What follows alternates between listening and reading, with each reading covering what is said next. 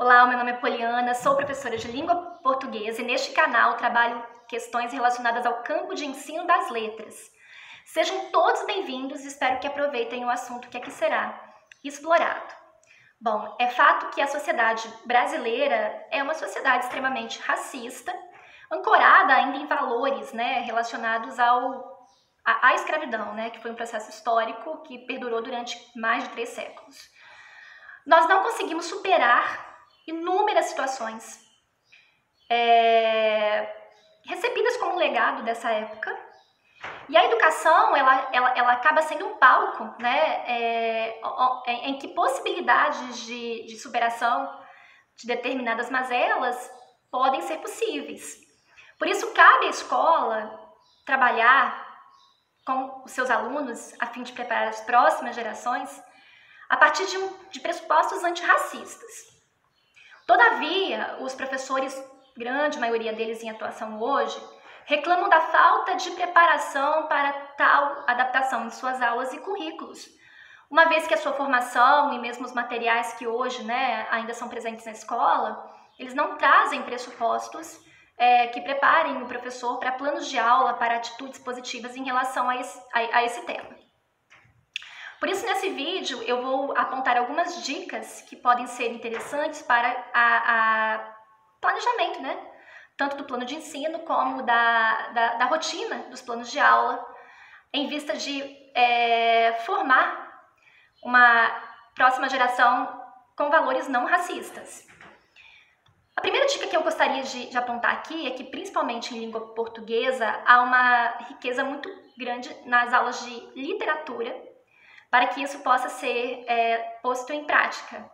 A literatura, como toda arte de concepção humana, ela traz consigo as contradições do que é ser humano, Então nós temos sim uma literatura ancorada em valores eurocentrados, que não reflete tão bem a nossa realidade, ou que não contribuem tanto para esse tipo de educação a qual aqui nós postulamos.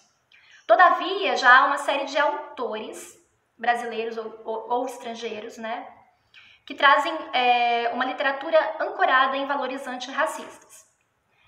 E esses autores, eles geralmente trabalham as personagens negras de uma maneira muito diferenciada do que era comum até o século XIX, início do século XX. Porque essas personagens geralmente são protagonistas e senhoras da sua própria história. Então, levar textos de autores negros ou cujas personagens negras transmitam as identidades da raça pode favorecer muito a produção de ótimos planos de aula para trabalhar essa temática. Fora que esses textos atendem muito melhor à pluralidade das salas de aula. Em questões de ludicidade, o professor também ele pode trabalhar com brincadeiras relacionadas ao campo de artes, ou ao campo de ludicidade africano. Há inúmeras brincadeiras, formas de ver e sentir a realidade que foram recebidas no Brasil dessas culturas. E elas também podem ser um ótimo objeto de trabalho em sala de aula.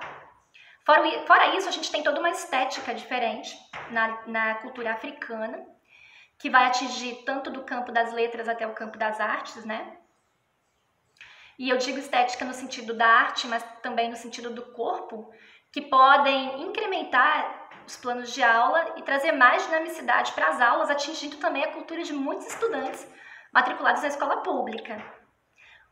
Uma outra dica interessante para o trabalho com a cultura antirracista seria o trabalho com a questão da religiosidade. É absolutamente impossível separar a cultura africana dos seus valores ancestrais.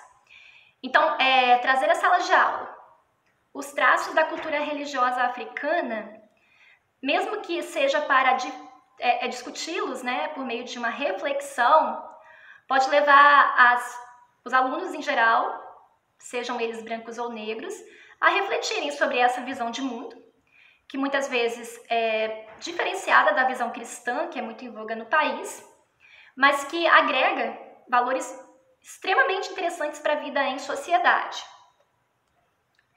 Uma outra forma de trabalhar a cultura africana, afro-brasileira, então criar uma sala de aula menos racista é o trabalho com música.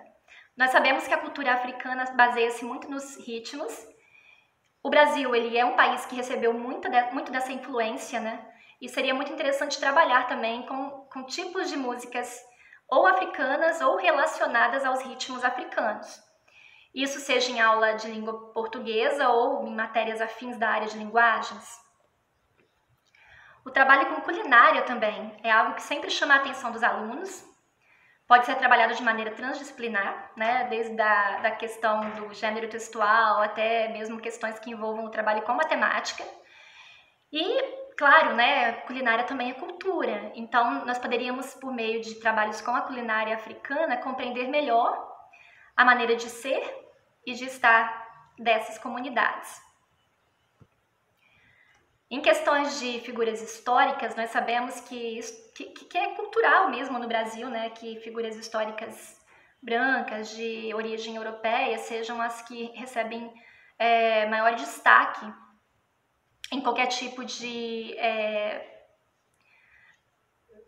evento, enfim, né, ou discussão mesmo em sala de aula.